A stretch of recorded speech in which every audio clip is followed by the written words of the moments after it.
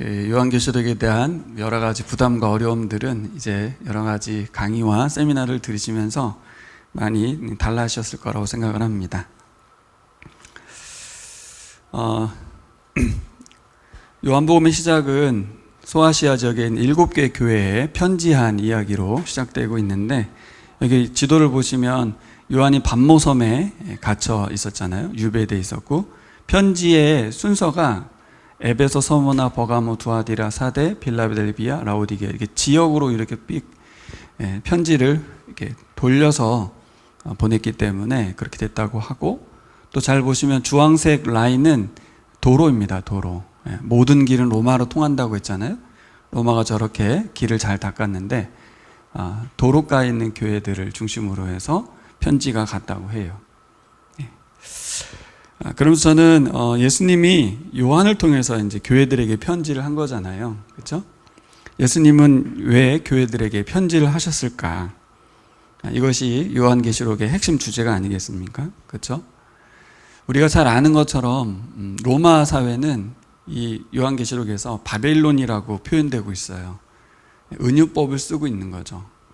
당장 로마라고 말해버리면 이제 안 되니까. 그래서 바벨론으로 비유되고 있는 이 로마 사회 속에서 교회 공동체가 존재하는 이유를 알아야 된다는 거죠.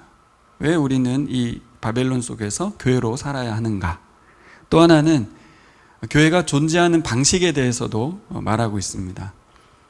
교회는 세상 속에 있는데 어떠한 방식으로 존재해야 하는가? 그래서 요한계시록은 교회의 본질을 회복하기 원하는 마음으로 예수님께서 요한을 통해서 편지한 것입니다.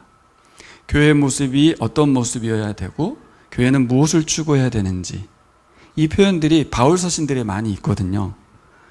근데 왜 요한계시록은 바울 서신과 어떻게 다른가 할 때 이 7개의 교회가 동시에 언급된다는 것이 다른 것 같아요. 다른 편지들은 한 교회에게 편지를 써서 그 교회의 문제나 상황들에 맞춰 썼다면, 요한계시록은 7개의 교회로 상징되고 있는, 단순히 7개의 교회라고 하는 숫자 교회보다는 전 교회를 향해서 썼다고 볼 수 있는 거죠. 모든 교회를 향해서 썼다. 그래서 저는 6년을 지나서 이제 새로운 7년차 교회를 살아가고 있는 우리들이 요한계시록을 읽는다는 것은 그런 부분에서 의미가 있는 것 같습니다. 고린도 교회 편지라든가 갈라디아 교회 편지라든가 것들은 정말 그 교회의 특수성이 있기 때문에 우리하고는 조금 거리감이 있을 수 있지만, 7개 교회의 이야기는 모든 교회 이야기를 담았다고 볼 수 있기 때문에 우리도 이 교회의 이야기를 읽는 것이 의미가 있는 겁니다.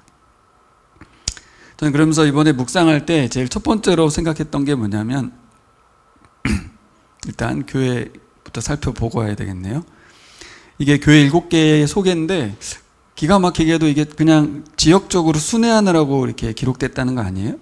그런데 기록의 내용이 좀 공교롭게도 에베소 교회와 라오디게아 교회는 가장 문제가 많았던, 질책을 받았던, 경고가 아주 세게 됐던 교회입니다.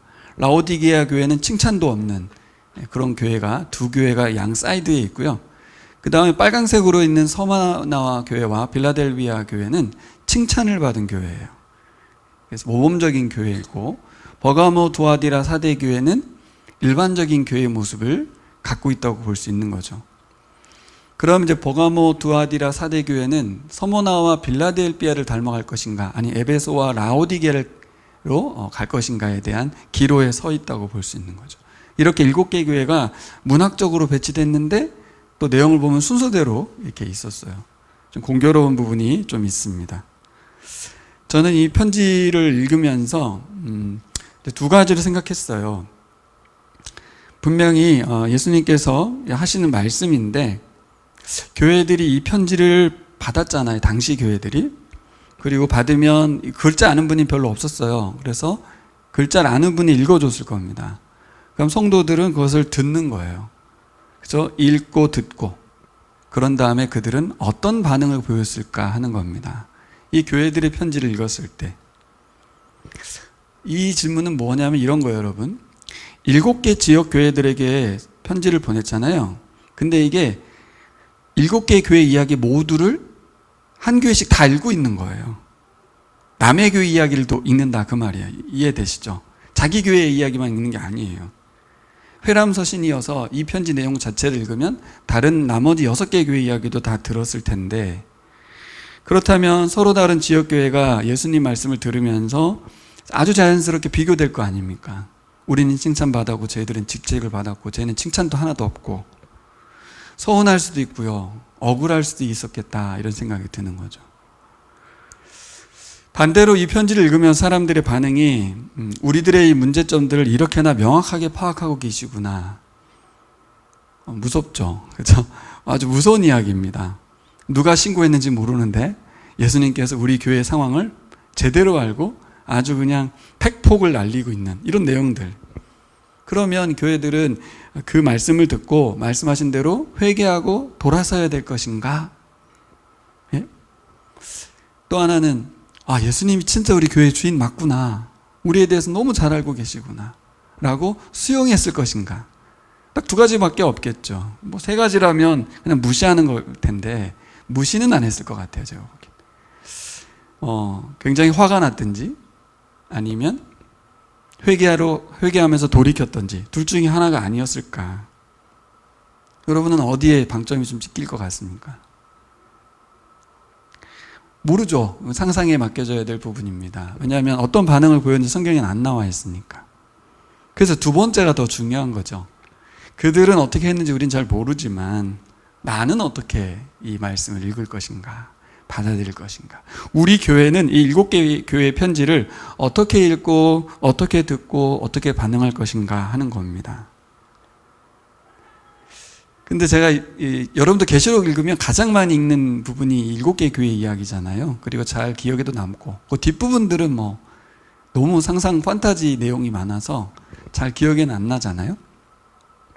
창세기만큼이나 복음서만큼이나 요한계시록 앞부분을 정말 많이 읽었는데, 제가 이번에 읽으면서 보니까 교회들이 처한 사회적 배경, 문화적 배경을 막 이제 세미나 때나 이럴 때 많이 듣습니다.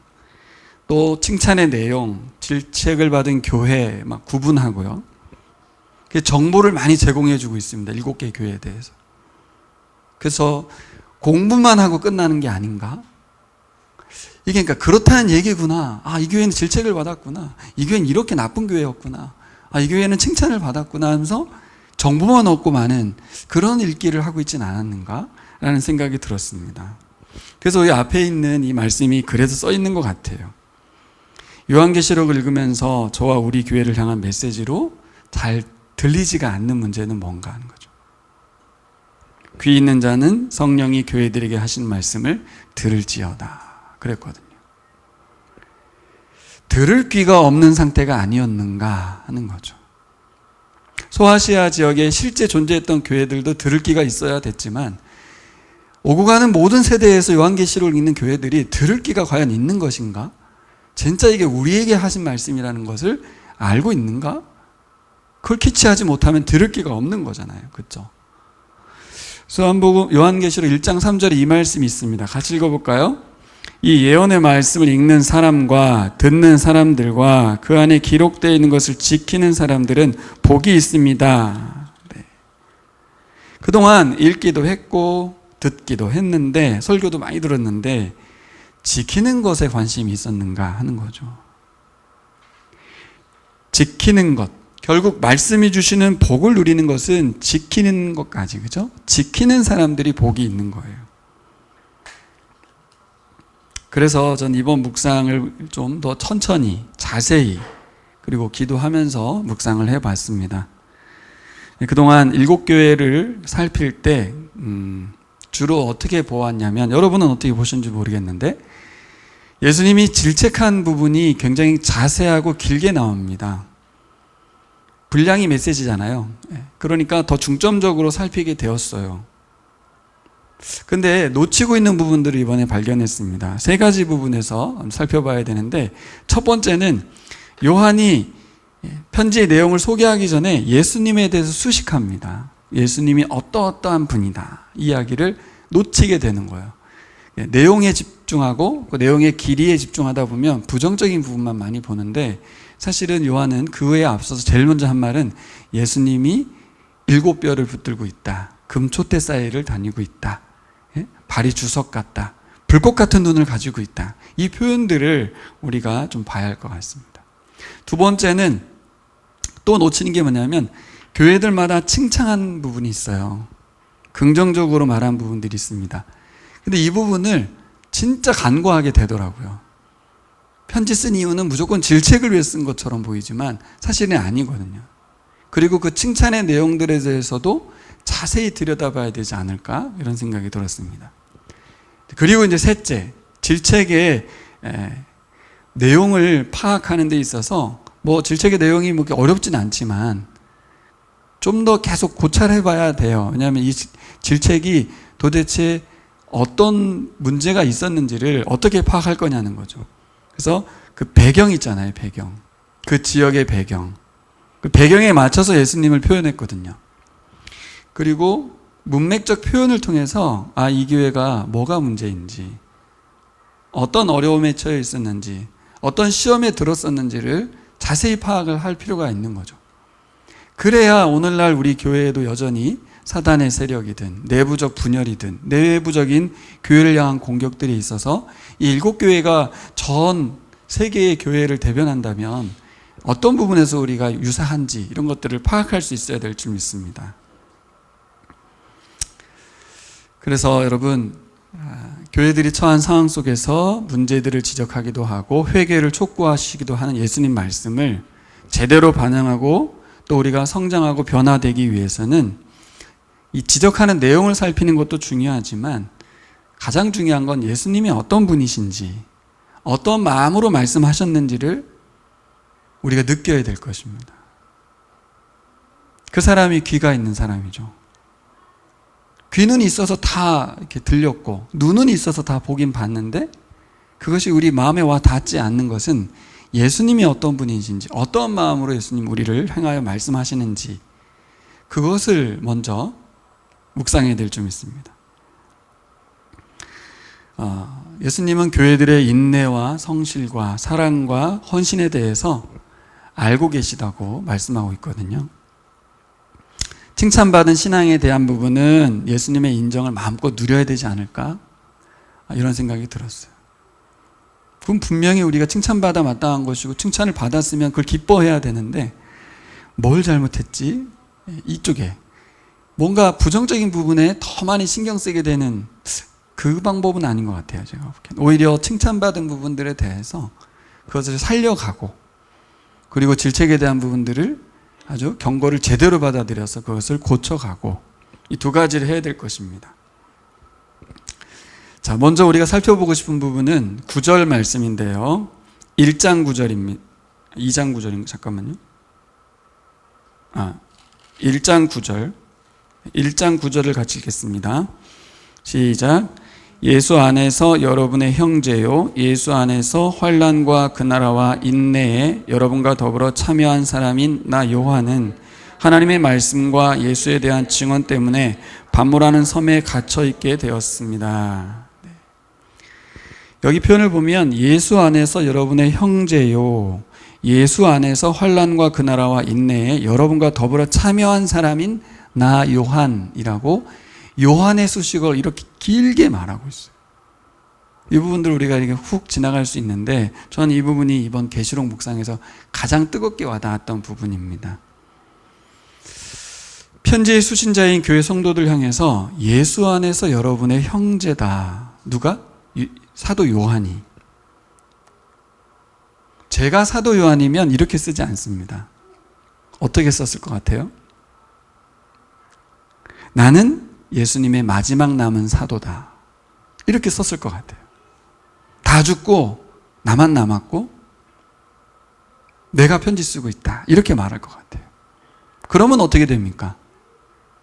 굉장히 권위가 올라가죠. 무게감이 상당히 실립니다. 예수의 사도가 12명이 있었고 유다는 죽었으니까 새로 들어온 마띠아까지 해서 12명이지만 다 죽고 마지막 남은 사도다. 그러면 그의 말이 얼마나 엄중하게 들리겠어요. 스스로 자신의 권위를 높일 수 있었는데 뭐라고 말했냐면 예수 안에서 나는 여러분의 형제입니다. 이렇게 말했다는 거죠. 요한이 어떠한 마음으로 편지를 쓰는지를 기록하고 있는 거예요. 그리고 편지의 수신자인 성도들이 어떤 존재들인지를 말하고 싶은 거예요. 이걸 저는 우리 교인들도 좀 느꼈으면 좋겠다. 무슨 말이냐면 요한은 예수 그리스도가 육체를 가진 이 세상에서의 사도로 존재하고 있습니다. 예수님도 돌아가셨고 제자들 다 죽었기 때문에 유일한 육체적인 예수님의 제자로서 여기 지금 딱 있거든요. 그러면 그분은 얼마든지 자신의 권위와 존재감을 부각시킬 수 있었어요.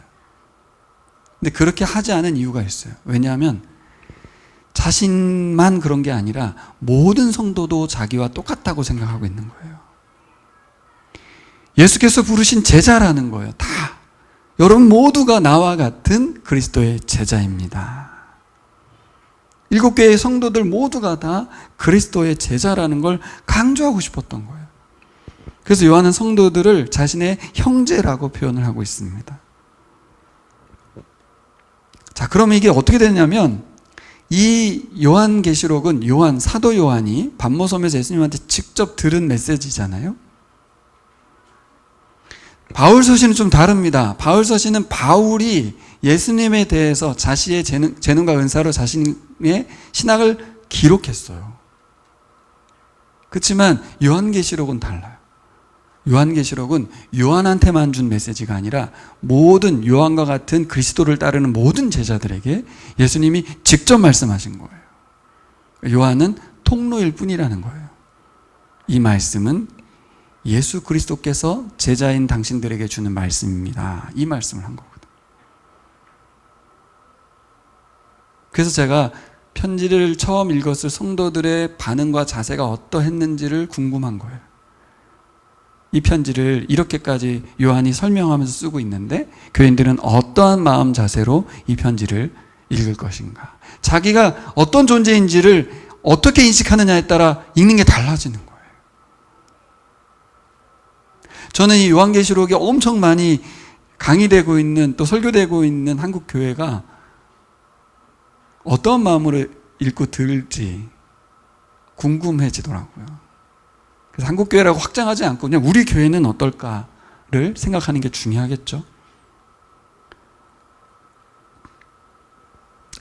그러니까 7개 교회가 편지를 읽을 때 다른 교회 이야기라고 하면서 그냥 흘려버리고 우리는 막 질책만 하네, 화내고 우린 칭찬만 받아서 기뻐하고 이게 아닌 거예요 지금.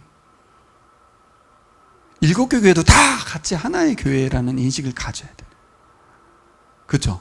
우리 교회 이야기만 끝 이게 아니고 남의 교회 이야기가 아닌 거예요. 다 그리스도의 제자들이라는 인식.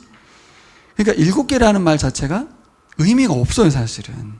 지역교회의 의미도 사실은 없어요. 모두 한 사람 한 사람이 다 사도 요한과 같은 그리스도의 제자라는 거. 그래서 그 나머지 6개 교회 이야기도 다 우리 교회 이야기라는 거. 이 생각을 해야 된다는 거죠. 이 생각 언제 합니까? 자신이 처음 예수님께서 요한을 갈릴리에서 부르셔서 제자 삼으셨던 것과 똑같이 우리가 회심하는 그 순간 우리를 예수의 제자로 삼았던 그 무게감을 갖고 그렇죠? 그 정체성을 가지고 편지를 읽을 때 남 이야기가 아닌 것이 되는 거예요. 내 이야기고 우리의 이야기가 되는 겁니다. 여러분 당시 교회는 오늘처럼 조직화된 교회가 아니었잖아요. 그죠? 건물이 있는 교회가 아니었어요. 소규모 인원이 가정에서 모인 교회였습니다. 요즘은 교인 숫자나 건물의 규모나 목회자의 명성이 교회가 되는 시대잖아요. 그렇죠? 그게 아닌데 성도들은 다 자신이 건물 큰 교회 다니면 숫자 많은 교회 다니면 우리 교회는 큰 교회 이렇게 생각하잖아요. 그렇죠? 완전 이 시대의 가치관이죠. 인원이 적고 건물도 없고 이름도 없는 무명의 목회자가 섬기는 교회를 다니는 성도는 핫질입니까? 전혀 그렇지 않죠. 아닙니다. 이 시대의 가치관으로 보지 말라는 게 계시록의 핵심이거든요. 당신들은 예수 그리스도의 제자입니다. 그러므로 예수께서 붙들고 계신 교회의 일원으로서 예수님과의 관계를 제대로 해야 됩니다. 이 이야기가 계시록의 메시지입니다. 여러분, 예수님이 우리를 향한 어떤 마음의 무게감, 그 기대감을 반영해서 요한계시록을 읽어가기를 소망합니다. 두 번째로 한번 살펴볼 건 뭐냐면 예수님이 살아계시다는 거예요. 17, 18절 보세요. 17절 18절 읽겠습니다. 그를 뵐 때에 내가 그의 발 앞에 엎어져서 죽은 사람과 같이 되니 그가 내게 오른손을 얹고 말씀하셨습니다. 두려워하지 말아라. 나는 처음이며 마지막이요 살아있는 자다. 나는 한 번은 죽었으나 보아라 영원무궁하도록 살아있어서 사망과 지옥의 열쇠를 가지고 있다. 예수님께서 교회에게 제일 처음 한 말은 뭐냐면 나 살아있어 이 말이었어요. 사도 요한에게 편지를 기록하라고 하는 이는 교회들에게 말해. 내가 살아있다고 말해. 처음과 나중인 자야. 십자가에 처형당했고 무덤에 장사됐었지만 놀랍게도 예수님은 부활하셔서 살아계셔서 지금 말하고 있다라고 말하고 있습니다.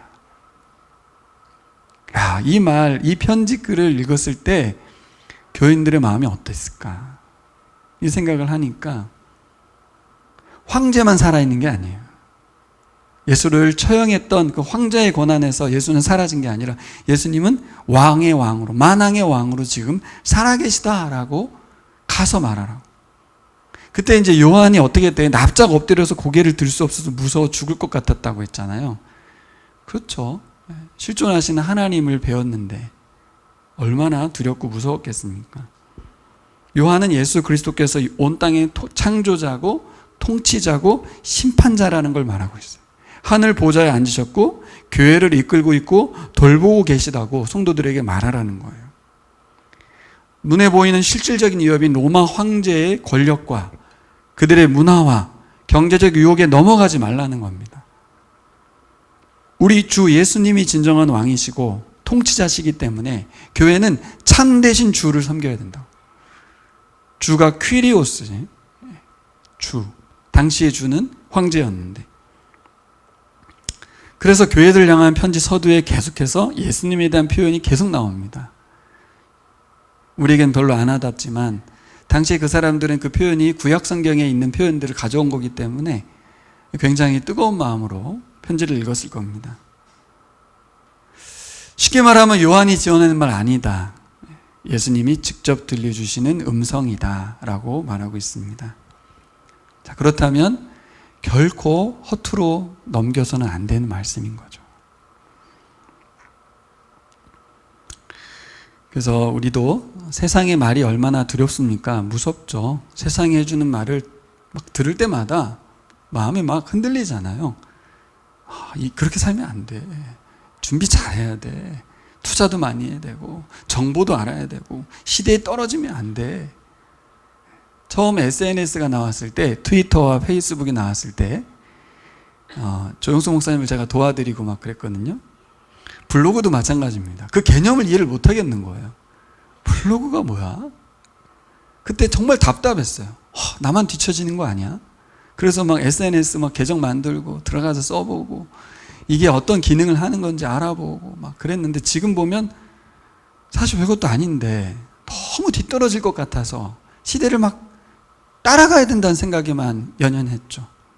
우린 지금도 그러고 있습니다. AI 어떻게 따라가지? 그런 걱정은 엄청 많은데 우리의 걱정이 예수님 말씀을 못 알아듣는 거에 대한 걱정은 별로 없어요. 예수님 말씀이 이 땅 가운데 어떻게 실현될 건가에 대한 연구에 대한 불안감도 없어. 알아서 하시겠지 뭐. 세상 통치하시니까. 로마 시대의 문화와 상황들을 쫓아가는 데 있어서는 불안감이 많지만 예수를 알아가는 데 있어서 우리가 힘들고 어려워하진 않습니다. 예수님을 모르면 안 되는데, 예수님 더 알아가야 되는데, 우리가 이 생각이 많진 않아요. 실질적인 주는 누구예요? 돈이죠, 돈. 돈이 우리를 이끌어가는 인생인 거죠. 자본주의이기 때문에. 근본이 자본에 있잖아요.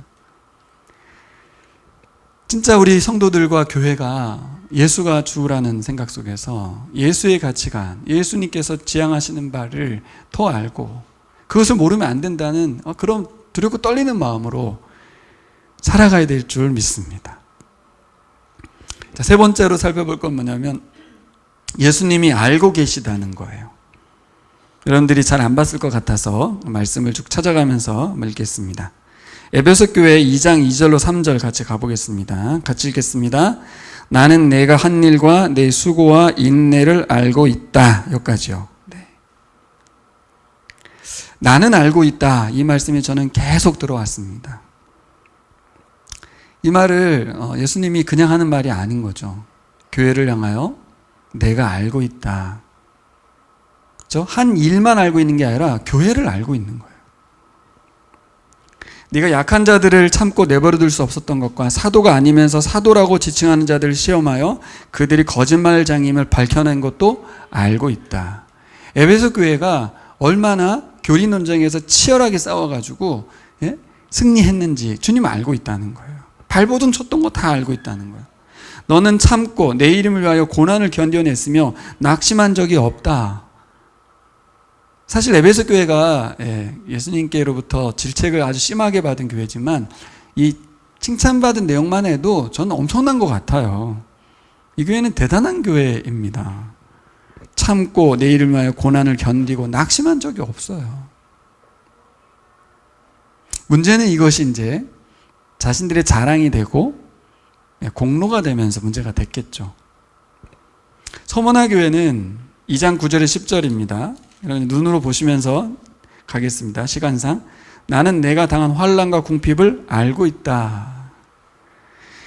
그런데 사실 너는 부유하다. 또 자칭 유대 사람이라는 자들에게서 내가 비방을 당하고 있는 것도 나는 알고 있다. 서머나 교회가 굉장히 고통받았던 교회인데, 그렇죠? 끝까지 충성했던 교회 아닙니까? 버가모 교회는 2장 13절. 나는 내가 어디에 거주하는지를 알고 있다. 사탄의 왕자가 있는 곳이지. 그렇지만 너는 내 이름을 굳게 붙잡았다. 내 신실한 증인인 안디바가 너희 곁 곧 사탄이 살고 있는 그곳에 죽임을 당할 때도 나를 믿는 믿음을 저버리지 않았다. 여기 구체적인 언급이 나오는데 안디바라고 하는 사람이 순교당한 거에 대해서 예수님이 언급을 했어요. 그러니까 이게 실시간 말씀인 거예요. 실시간. 예수님 살아계셔서 교회가 지금 어떤 형편에 처해 있는지를 단순히 뭉뚱그려 말한 게 아니라 그 교회의 순교자의 이름을 언급하면서 알고 있다 이렇게 말하고 있거든요. 예수님 진짜 살아계시죠. 두아디라 교회는 2장 19절 나는 내 행위와 내 사랑의 믿음과 섬김과 오래 참음을 알고 이 단어 하나하나가 교회들이 이런 교회들이었습니다. 대단한 교회들이었어요. 7개 교회를 우리가 함부로 말할 수 없습니다. 또 내 나중 행위가 처음 행위보다 더 훌륭하다는 것을 안다. 이런 교회가 어디 있습니까? 이 하얀 곡선을 그리지 상승 곡선을 그린 교회가 어디 있어요? 두아디라 교회는 갈수록 더 그렇죠? 훌륭했다는 거죠. 사대교회 질책이 먼저 나오죠. 사대교회가 좀 좋지 않은 교회의 모습을 보이고 있었습니다. 하지만 그러나 사대에는 자기 옷을 더럽히지 않은 사람 몇이 있다. 3장 4절입니다. 그들은 흰 옷을 입고 나와 함께 다닐 것인데 그들은 그럴 자격이 있기 때문이다.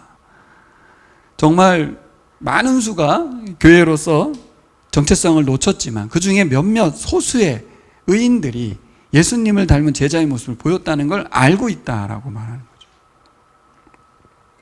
빌라델비아 교회 나는 내 행위를 안다. 3장 8절 10절입니다. 보아라 내가 내 앞에 문을 하나 열어두었는데 아무도 그것을 닫을 수 없다. 네가 힘은 적으나 내 말을 지키며 내 이름을 모른다고 하지 않았다.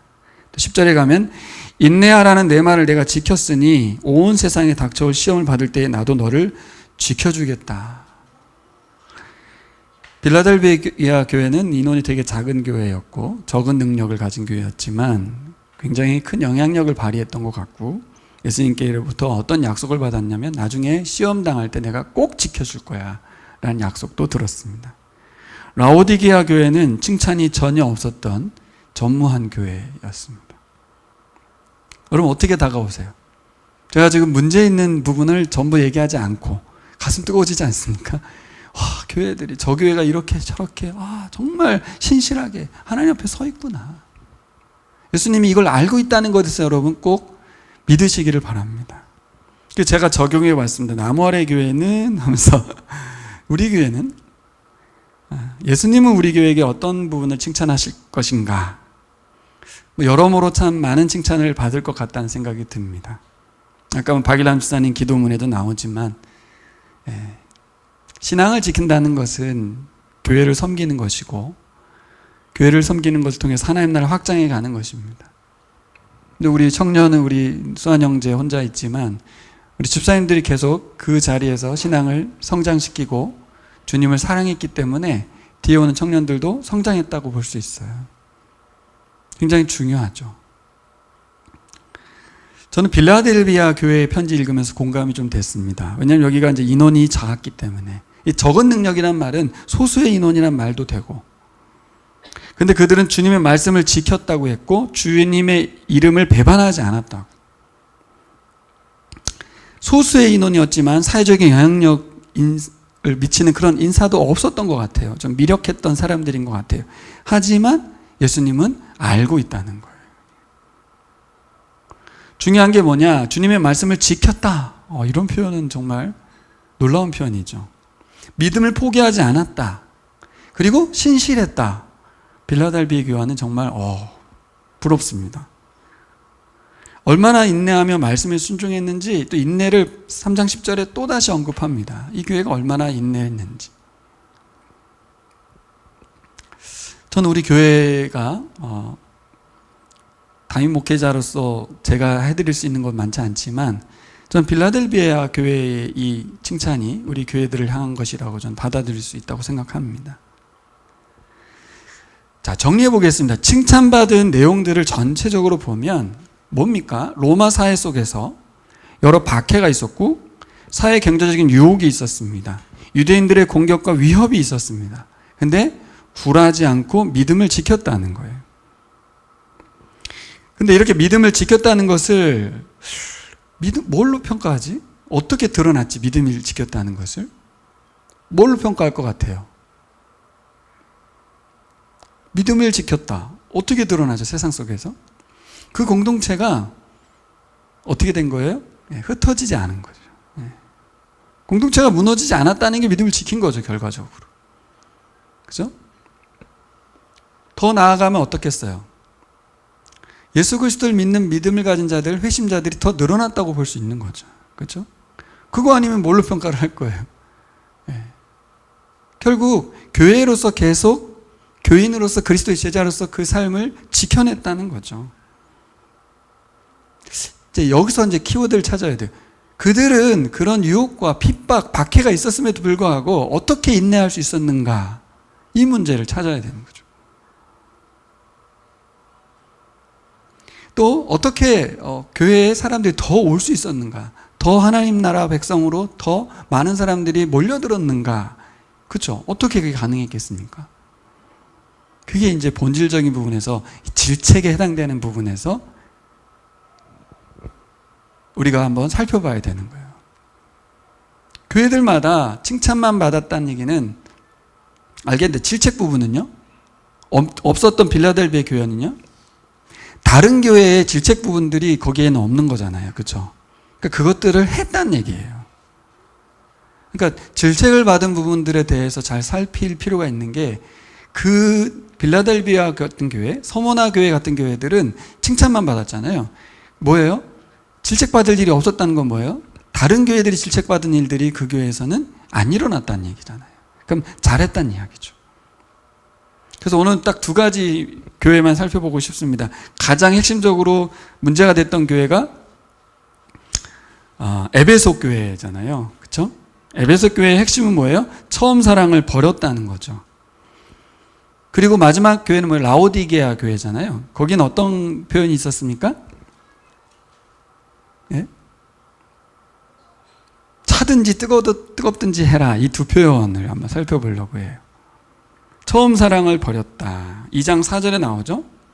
2장 4절 같이 한번 읽어볼까요? 그러나 너에게 나무랄 것이 있다. 그것은 네가 처음 사랑을 버린 것이다. 네. 그러니 어디에서부터 그 사랑이 떨어졌는지 생각해 보라고 말합니다. 처음 행위를 회복하라고 말합니다. 그렇지 않으면 어떻게 하시겠대요? 촛대를 옮기시겠다는 거예요. 이 촛대를 옮긴단 말이 무슨 말입니까? 7 촛대, 이 교회를 상징하거든요. 일곱 촛대는 교회입니다. 그러니까 무슨 말이에요? 교회의 존재를 없애버려야 될 정도다라는 거예요. 사실 에베소 교회가 칭찬을 받았음에도 불구하고 그 칭찬이 칭찬인가 싶은 거죠, 지금. 자신들의 공로가 되어버린 순간, 그리고 처음 사랑을 버린 순간 교회는 존재의 의미가 없어졌다라고 평가할 수 있다는 거예요, 예수님이.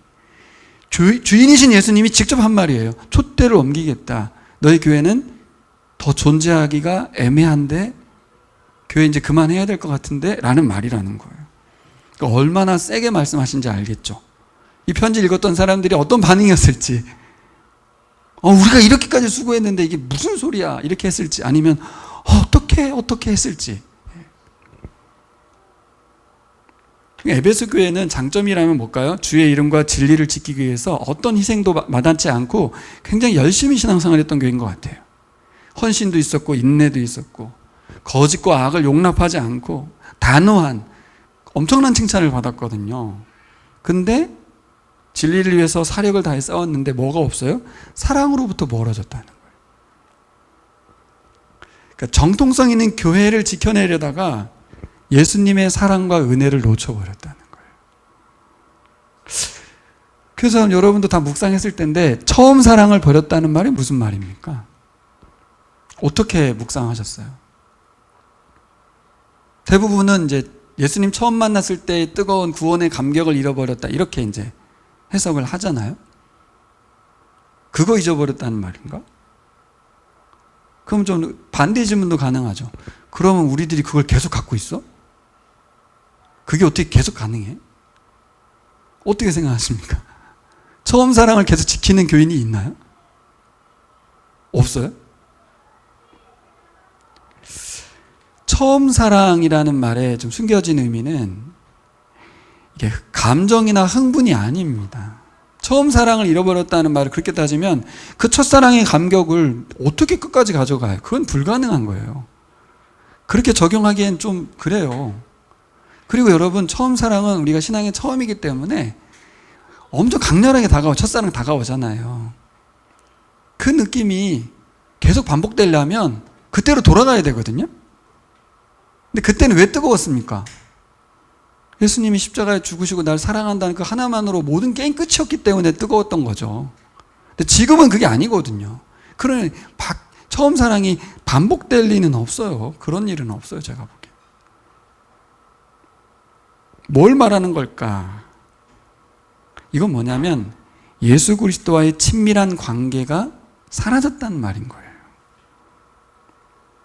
에베소 교회는 예수님과의 관계를 버렸다는 말이에요. 예수가 없는 교회라 그 말이에요. 사람들은 넘쳐나고 사람들의 열심도 넘쳐나고 사람들의 헌신도 넘쳐나는데 예수님은 안 계신. 사랑이 없다는 말은 다른 말로 하면 예수님이 계시지 않은 것과 같다. 그러니까 존재의 의미가 없죠. 촛대를 옮기는 거죠, 그냥. 어떻게 보면 촛대를 옮긴다는 얘기는 스스로 교회의 힘을 포기한다는 얘기가 되는 거예요. 종교가 되어버린 거죠. 예수님의 사랑이 없다는 거예요. 자, 이 경고를 어떻게 성도들이 들었을지 궁금합니다. 그래서 2장 7절이 있지 않습니까? 2장 7절 읽어보세요. 귀가 있는 사람은 성령이 교회들에게 하신 말씀을 들어라. 이기는 사람에게 내가 하나님의 낙원에 있는 생명나무 열매를 주어서 먹게 하겠다. 자, 여러분, 앞에 있는 말씀은 우리가 봤지만 뒤에 있는 이기는 사람에게는 내가 하나님 낙원에 있는 생명나무 열매를 주어서 먹게 하겠다라는 번을 놓치면 안 돼요. 에베소 교회가 뭘 놓친 거예요? 이걸 놓친 거예요. 예수님이 교회를 왜 세웠고 무엇을 위해서 교회가 존재하는지를 놓쳐버리면 안 되는데 핵심은 뭐예요? 이기는 자에게 하나님 낙원에 있는 생명나무 열매 주려고 교회를 세운 건데 교회는 그거에 전혀 관심이 없고 진리 지키고 정통 지키려고 하다가 교회의 본질을 놓쳤다는 거예요. 예수님은 에베소 교회에게 또 우리 교회에게도 에덴에서의 첫 인류에게 주었던 선물이 있었잖아요. 그거 하나님과의 친밀한 교제. 그럼 우리가 보라색것이 되었다 할 때 이과에서 선악과도 다루면서 뭐 합니까? 하나님이 아담을 동산에 데리고 다니면서 대화하시고 맛있는 거 먹이시고 안식이고 샬롬이잖아요. 그걸 설명할 때마다 엄청 우리가 가슴 뜨거워지잖아요. 그렇죠? 결국 에덴의 회복, 에덴 프로젝트의 회복, 그렇죠? 열왕기상의 성전의 회복은 그걸 의미했잖아요. 계시록도 그걸 의미하고 있거든요. 이걸 놓쳐버리는 거예요.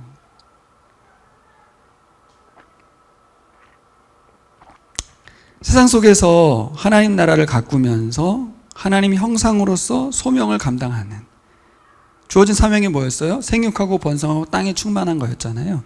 세상을 에덴화해가는 이 두 가지의 이야기, 하나님과의 친밀한 교제 가운데에서 하나님의 복을 세상에 흘려보내고 있는 교회의 존재 목적을 다 잃어버리고 교리만 남고 형식만 남고 교인만 남는 종교가 되어버린 교회가 바로 에베소 교회입니다. 우리가 한번 정리해 봅시다. 우리가 보라도 손에 들고 있을 수 있어요. 다 알 수 있어요. 신앙을 지켜내는 것에만 관심을 둘 수도 있어요. 밖에 가운데서.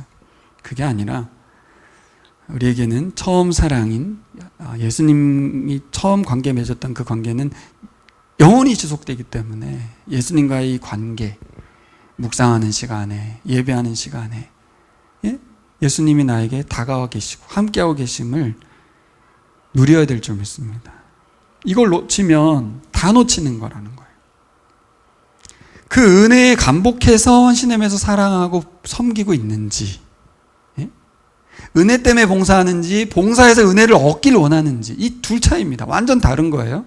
은혜 때문에 내가 봉사를 하고 있는지, 내가 열심히 섬기고 봉사해서 은혜를 받기를 원하는 건지, 앞선 거죠. 우리가 은혜로 모였고 은혜 때문에 하나님께 나아가는 것이 놓치면 안 됩니다. 근데 에베소 교회는 반대로 했던 것 같아요. 칭찬받고 인정받고 싶어서 열심을 냈던 것 같아요. 자, 두 번째는 라오디게아 교회인데 3장 15절에서 16절 말씀입니다. 자, 이 말씀을 같이 한번 읽어볼까요? 시작. 나는 내 행위를 안다. 너는 차지도 않고 뜨겁지도 않다. 내가 차든지 뜨겁든지 하면 좋겠다. 내가 이렇게 미지근하여 뜨겁지도 않고 차지도 않으니 나는 너를 내 입에서 뱉어버리겠다. 에베소 교회랑 똑같은 거예요. 내 입에서 뱉어버린다는 말을 통해서 라오디게아 교회는 교회로서의 의미가 없다, 이런 말을 또 한 거예요. 여기서 이제 오해가 두 가지가 있어요. 두 본문, 3장 20절과 3장 15, 16절에 오해의 두 본문이 있는데, 이 본문 저도 옛날에 그렇게 생각했습니다. 신앙생활 하려면 제대로 해라. 뜨겁게 하든지 아니면 때려치든지, 이렇게 이제 이해를 했었어요. 여러분은 어떻게 이해를 했습니까? 진짜로 묻고 싶네, 다. 이삭 전사님은 어떻게 이해하셨는지. 제대로 해 하려면 뜨겁게 하든지, 차든지는 뭐예요? 때려치든지, 이렇게. 오해라고 하죠, 오해. 이 표현을 썼던 이유가 뭐예요? 그 교회가 처한 지리적인 문화적인 배경 때문에 이 표현을 썼다는 거 아니겠습니까? 라오디게아 교회가 처한 라오디게아 지역은 물이 나오지 않는데, 물을 결국 다른 지역에서 끌어오는데 수도관이 진흙으로 돼 있어서 찬물을 가져와도 미지근해지고 뜨거운 물을 가져와도 미지근해지고, 또 석회질이 있어가지고 수도관을 통과한 물들이 마실 수가 없는 물들이었다는 거잖아요. 찬물은 찬물로서의 시원함과 냉수 같은 효과가 있고, 당시 온천물을 끌어왔다는데 온천물은 병을 치료하는 뜨거운 효과가 있었는데, 라오디게아 교회는 이 뜨뜻미지근한 물 같이 전혀 먹을 수도 없는 물을 발산하는 것 같았다, 그 말인 거죠. 차가워지는 것도 좋은 거예요. 때려치란 말이 아니고 아주 시원한, 아주 명쾌한, 갈증을 해소하는 물이어야 된다는 건데 그렇지 않았다는 겁니다. 왜 그랬냐면 자기들이 부유하다고 착각했기 때문이라는 거잖아요. 그렇죠? 자기들은 잘하고 있다고 생각했다는 거 아니겠습니까?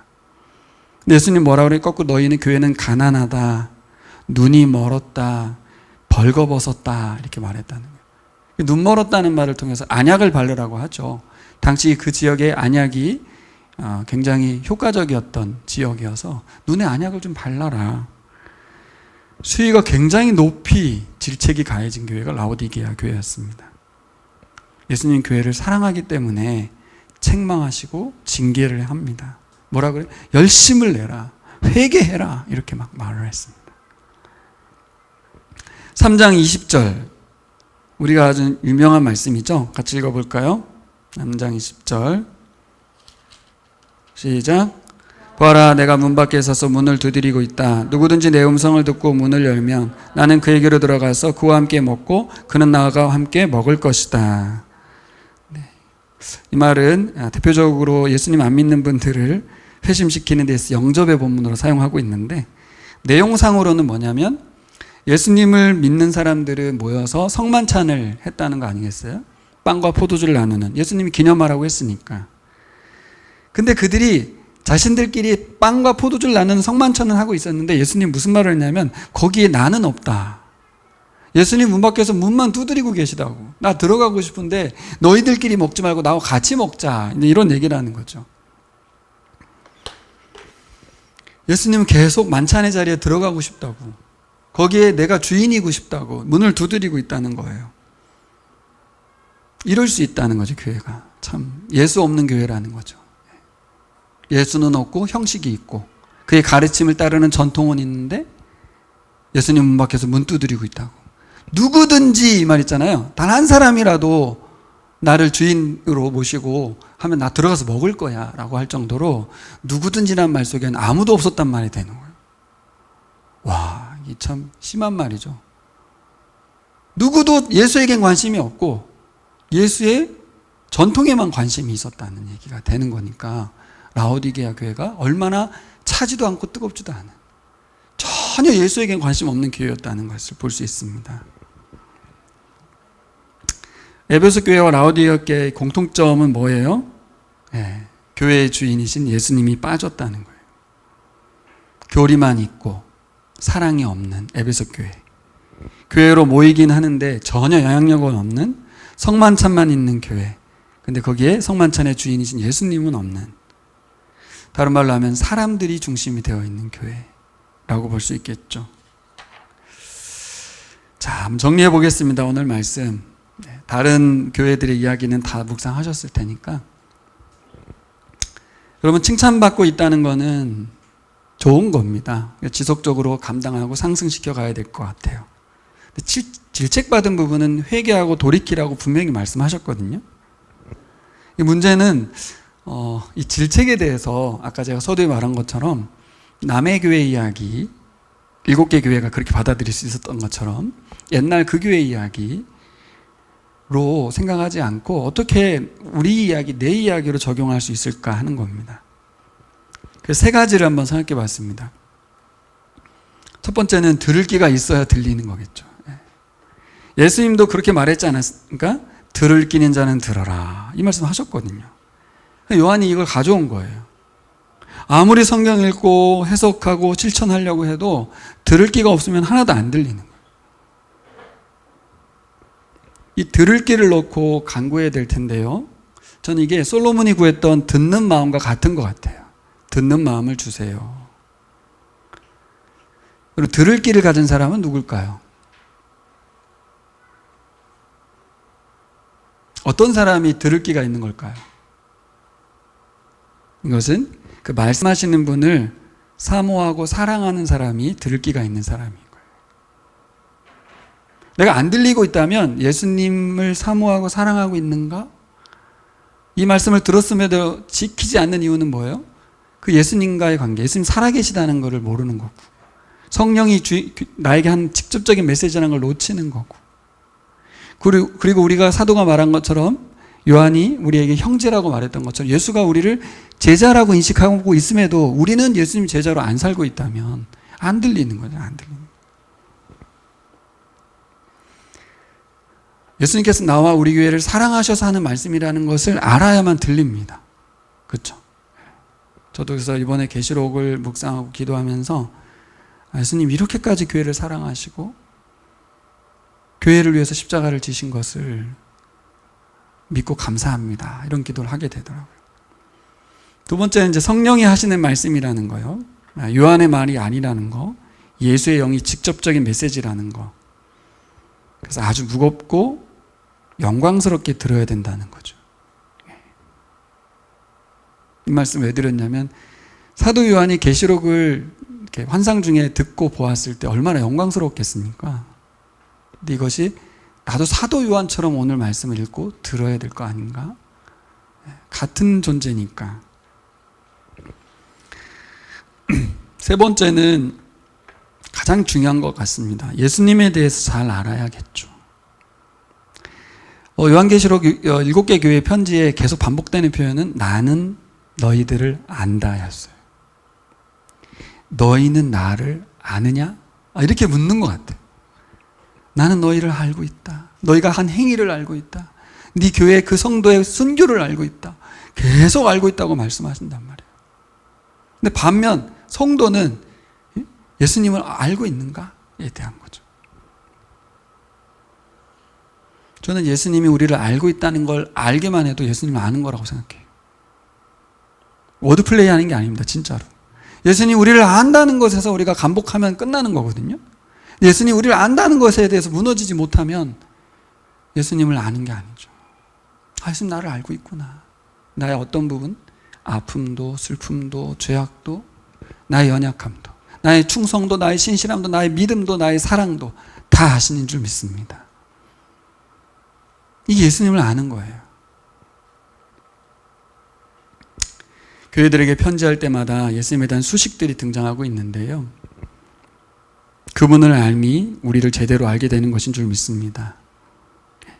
교회가 어떤 존재고 무엇을 위한 존재고 어떤 방식으로 존재해야 되는지 이제 뒤에 나오는 환상들을 통해서 많은 심판 메시지들을 통해서 왜 심판이 주어지는지 그 심판 속에서 성도들은 어떻게 반응해야 되는지를 읽어갈 텐데 그죠? 앞으로 또 읽고 계시고 그냥 먼 이야기로 듣지 않고 이 말씀을 통해서 우리에게 원하시는 게 무엇인지를 주님의 마음을 묵상하는 여러분 되시기를 소망합니다. 그래서 예수 말씀을 순종하면 예수 알아가면 저는 끝으로 서머나 교회처럼 서머나 교회가 어떤 교회였습니까? 환난과 궁핍 중에도 죽도록 충성하라고. 좀 무서웠어요. 보세요. 환난과 궁핍 중에도 죽도록 충성해서 너희들 칭찬하라가 아니라 계속 충성하라고 요구하셨거든요. 너무한 거 아니야? 이쯤 되면 막 상 주고 이제 주님 오셔서 우리 데려가 줘야 되는 거 아니야? 이렇게 하지 않고 끝까지 충성하라고. 그 말씀이 여러분 어떻게 들립니까? 너 죽을 때까지 충성해야 돼. 이렇게 말씀하시는 그 음성이 우리에게도 잘 들려지는 은혜가 있기를 소망합니다.